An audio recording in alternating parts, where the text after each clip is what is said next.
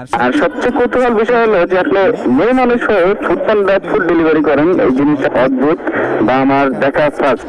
হাজার হাজার পুরুষের সামনে দিয়ে সাইকেল চালায় যায়, মানে কতটা মানে দেয়ালে পিঠ ছুটে গেলে এই ডিসিশনটা নিতে পারে মানুষ।